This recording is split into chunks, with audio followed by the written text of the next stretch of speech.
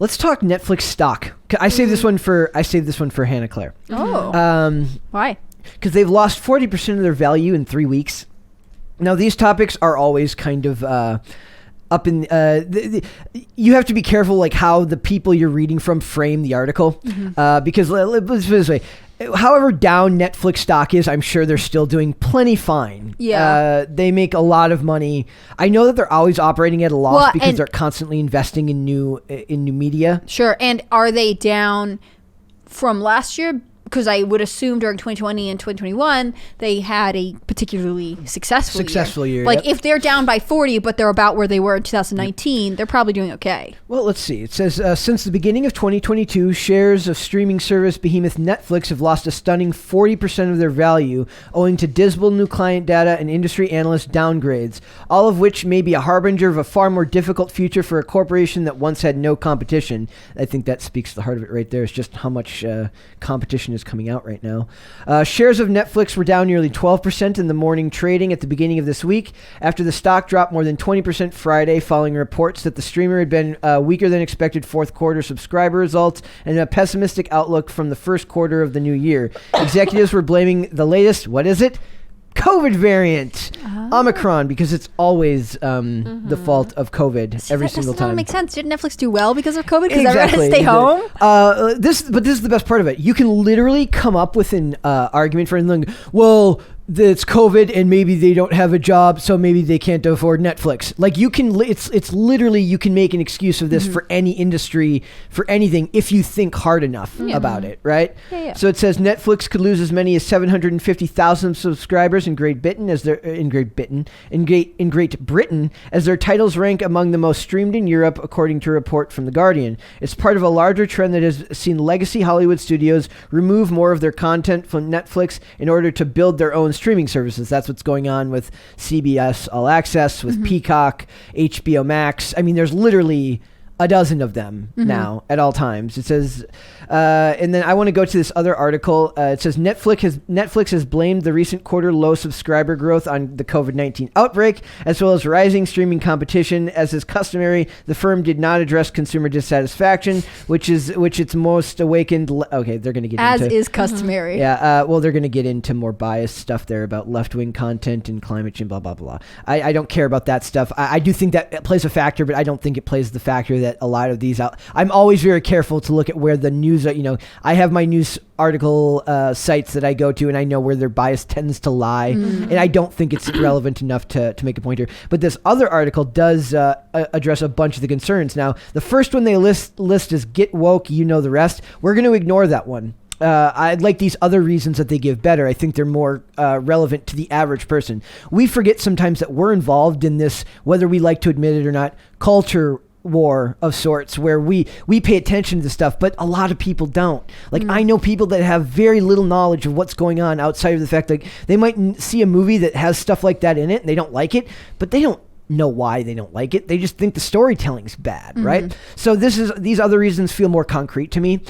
Geo-locked content. Me and Miracle have talked about this before, about the need for a VPN if you want to even have access to most of this stuff. So it says Netflix has stared down the problem of geo-locked content for years, and the situation hasn't gotten any better. Depending on which part of planet Earth a subscriber hails from, Netflix is either a decent investment or a lump of coal. Canadian viewers will attest to this firsthand, as the Netflix catalog is, and always will be subpar compared to their southern neighbors. I love the flourish of the writing there. Was, is, and always will be. How do they know? Maybe it gets better someday. Maybe this article changes everything. Painting the subscription base with one brush is impossible given the geolocation dynamics in play. In 2021, the United States of America averaged 67 million subscriptions, which is an astonishing number for a country with a population of 334 million.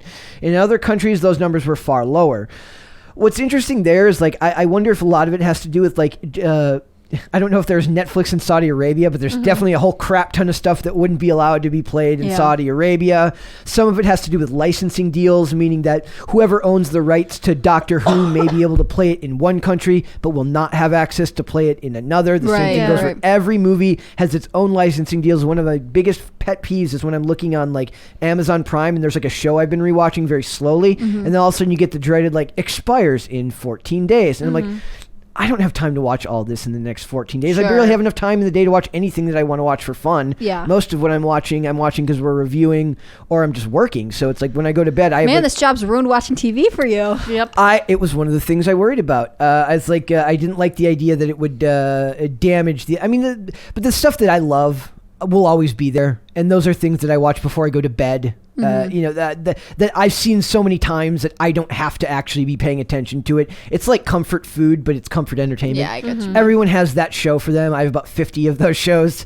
It is what it is. It says Canada has only 7 million subscriptions. How many people are in Canada? A lot. I don't know. Can somebody figure out for me how many people there are in Canada? Yeah. Canada total. The UK has 13 million. France has 8 million. Germany 11 million. Like, I would have thought these numbers would be higher given the size of Netflix, right? But like we're just saying that they have an abysmal catalog. Like if you could get, something else instead, why wouldn't you?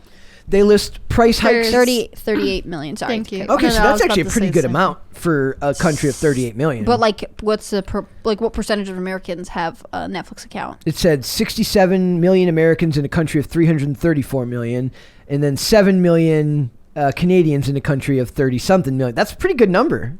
It's not half, but it's getting... It's not like nothing. It's just like, I don't think it's proportional. So it says price hikes are always listed. I don't know if that's like...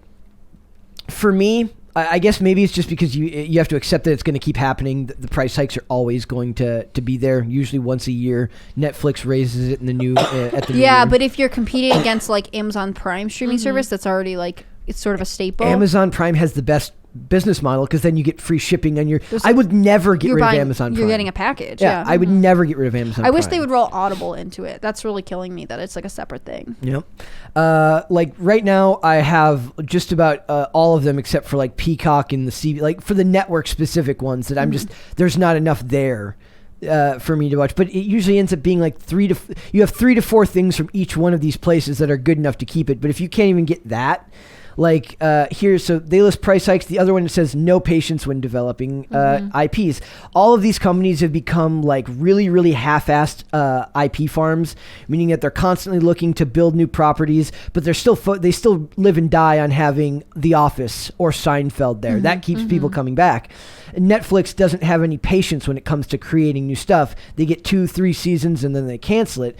Whereas something like Disney, they have so much IP that they already own that they don't have to worry about that. They can create new shows all they want. They've got so many movies and so many things that they already own. The intellectual property infrastructure is already there. Yeah. And that's why Netflix is are always operating at a loss because they have to constantly build new stuff. But then it doesn't feel like they put the effort into it. Well, and like Disney Plus can operate off like a fair amount of nostalgia. They have a lot of stuff. One of my friends had a baby. She first time mom. We couldn't really go anywhere when I went to see her. Her son was like 6 weeks old. So she was on a free trial of Disney Plus, and we just watched like every Halloween movie we could think of, which like think of Twitches or like all of those weird things Disney put out when you were a kid. And then I saw that they were doing like you can search like a holiday. It'll be like, and it'll show you all the movies, but also all the Christmas episodes from every show they have. And Disney costs half of what these. I think that will go up one day. Plus, Disney also does all like VOD access to stuff, whereas Netflix doesn't do that. The thing is, I feel like that Netflix. I mean, again, this is anecdotal, but Netflix doesn't have an identity anymore. Like I think of like if I knew I really wanted to watch horror movies, right? There is a horror movie. Shudder, right? Yep. You might subscribe to that if you really love the genre. Yep. The other platforms, like you would go to Peacock if you really want to watch The Office. I feel like Netflix is becoming home to foreign content. Kind of. It depends, right? I mean, if I want to watch British TV, isn't there Acorn? I could subscribe to that. Or I think BBC has their own as well. If you have a specific genre of something you like to watch, you go there. And I think Netflix is struggling because they're, from what I understand, and again, I'm not the top critic here, Netflix original content is hit or miss. They aren't specializing in a genre. They're all over the place. And it's not developing a cult following the way some staple shows that are on other platforms have. I would say that like the show Archive 81, when you see the filming style of a show like that, do you remember the show Travelers? I think me and you talked about that. That has that same kind of static camera, tight shot, very art house look to it. But the problem is that's not a wide a range of people. The stuff that they have that's successful was all licensed stuff. Like they had Marvel shows, but they own those shows, but they don't own the rights to use those characters again. Once Disney launched Disney Plus, they took back the rights to Daredevil, Luke Cage, and all of those characters right away. Yeah. Because now they can make the money on them themselves. Netflix gets to keep those shows that they've already created, but they can't continue to use them. So, like you said, they lose there, and says losing lucrative content is also mentioned here. It says, as mentioned before, Netflix isn't the only streaming service on the block. It's facing an increasing competition year over year as others get into the game. Even Amazon Prime has enough of a subscription base to deal a dent into the Netflix model, and their membership is tied directly to the sale of products on their own website. They also just purchased MGM, so they have access to the entire James Bond catalog. Netflix doesn't have the accompanying revenue stream to fall back on, so there's no way to leverage it as a win-win for the consumer. That means it has to rely exclusively on content that can attract viewers, keep interest, and generate enough buzz to get others to sign up. One thing that they don't do, or that they do very rarely, that these other streaming services are doing, is week-to-week releases. Like Disney Plus will release one episode a week. We're watching Peacemaker, that's one episode a week. We're watching Superman and Lois, that's network TV, that's one episode a week. You put out a new show, they dump it onto the service, you watch all 8 episodes, and the buzz is gone in like a couple of days. Yeah. So do you think they should switch to a slower release model? I would like that personally, but I understand certain people hate that. Like they hate, and they're known for binge watching. So that's like, you'd say if they had an identity, that seems like that would, their identity would be like they're the binge watching network. Yeah, and I'm curious to see, like, I would love to be a fly on their wall in their like data analytics department. Like, is there a benefit to having people stay on your site to binge watch a show for a concentrated amount of time, rather than like, if you slow release, then you have to see, okay, well, there was a spike and then it kind of died off around here. You might be able to correlate why people turned away, versus like, what are the terms of service agreements with Netflix? Like, while you have a Netflix tab open and you're watching a show, what other data is it collecting from you? Is there a reason it wants 8 hours of your time versus like, regular access? They used to, that's one thing they've improved on. They used to make a lot of shows 13 episodes that would just drag. They only needed 8 episodes. But a lot of it is like, when you make somebody watch week to week, so somebody's like, what's Disney's show right now? Book of Boba Fett. You can't just get a free trial and cancel it after you watch all 8 episodes. You have to keep it to watch all the episodes, which will take at least 2 months. So they get 2 months of money out of you. And then the hope is that by the time you're done with that, like, are you going to cancel it, or are you going to find something else? By the time that show is done, you found the next show you want to watch, and they're releasing them in increments to try and keep Or someone else in your household is like, oh, but I started this show, so can you cancel it next month? The goal is not to get you to just watch. The goal is to keep you watching, right? So, which is the competition for all of them, right? Like, one of the times we talked about streaming services, you were saying, and I gave the example, my older brother decided he wanted to give up some of his streaming services he wanted to keep his budget the same, so he was going to cut off 2 streaming services for his gym membership. And he just picked the 2 that he was either like, I think he picked Netflix, and I can't remember the second one, because it equaled about the same. He wasn't using one of them, and he was like, and if I have Netflix, then I'm not going to go to the gym. I'm going to stay home and watch Netflix. I'm the awful person who's like, I'm watching all of them, but I'm like, I might watch that show on Hulu. I'm not ashamed to admit that. I think this is I would love to see a study, and I think I've said this before, on the difference between how men and women spend money on streaming platforms, because all the boys in my life, my men I've dated, apparently my co-host here, my brother, like, they will spend money on multiple streaming platforms, and to me, just to make sure crazy. You have it. I just won't watch shows I don't have access to. For me, it's for instance, on a whim the other night, I started a rewatch of One Tree Hill. That's so funny. Yes, I just admitted that live on air. I love that show. He's studying it. I'll never be. I'm not as tall as Chad Michael Murray. I also get James Lafferty. What if they remake One Tree Hill, but it's in Minnesota and it's about hockey? That would be amazing. If anyone does that, that might be the greatest. I need some credit. That might be the greatest idea I've ever heard. You're welcome. In fact, I think we need to pitch that right now. The thing is, if it comes out, everyone knows it's because they listen to our podcast, and then we deserve royalties on the show. I want royalties. I love that show. I'm not ashamed to admit it, but I'm saying I don't watch Hulu almost ever, but by God, it has One Tree Hill, so I have to keep it. Yeah. Next Wednesday at 9 p.m., I might want to watch an episode. Yeah. Even if I don't watch anything on the streaming service up till then. So that costs me a certain amount a month to have that option there.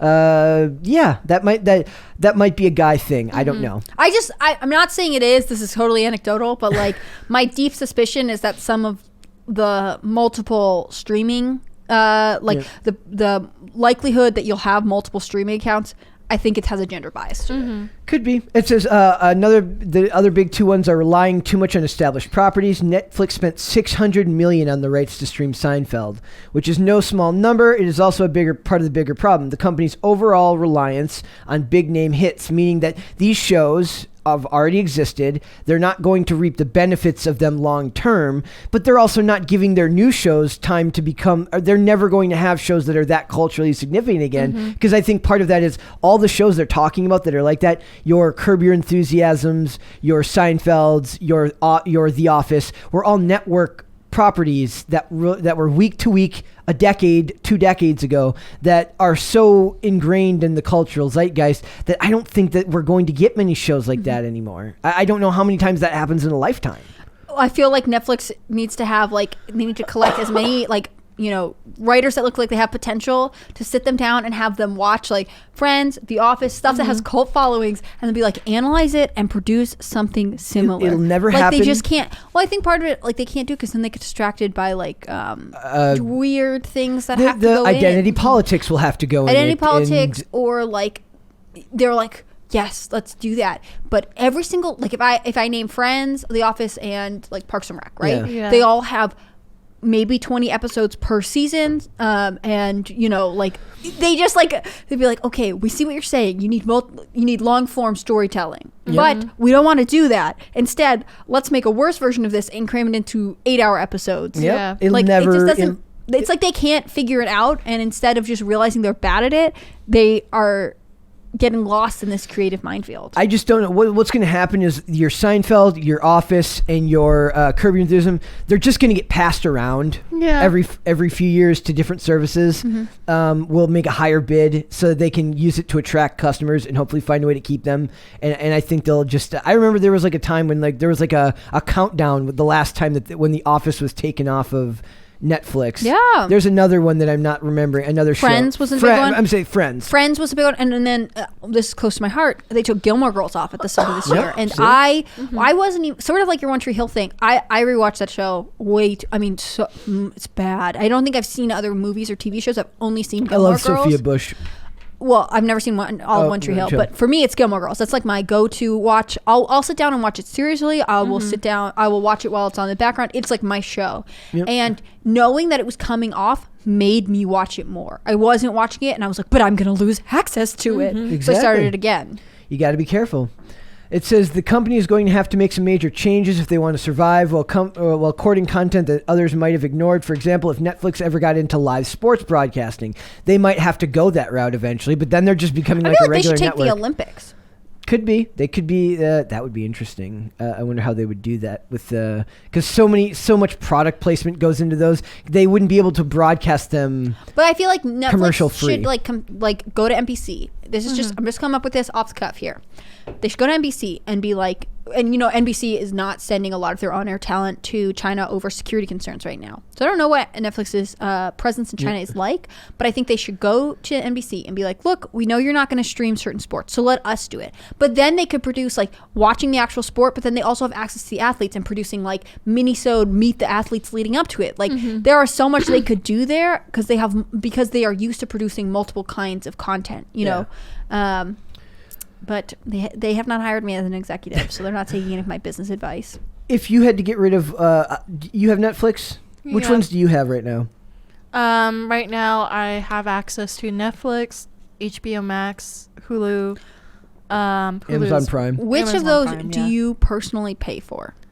None of them. Yeah. She's a girl. Female privilege. No, but I mean, I think that's a choice women make. We started this episode with Miracle saying that she's trying to figure out a way to save her boyfriend money on boba. Women spend money differently than men. This is just a fact. I just save money on survival because last night he was like, maybe you should spend less money on like ingredients for food, and I'm like, shut the fuck up. See, you little boy. That doesn't always make sense because I mean, sometimes it's more expensive to buy certain things, but like if you're ultimately saving money because you're not paying for delivery or going out to eat, you know. I got rid of. Who pays for your Netflix then?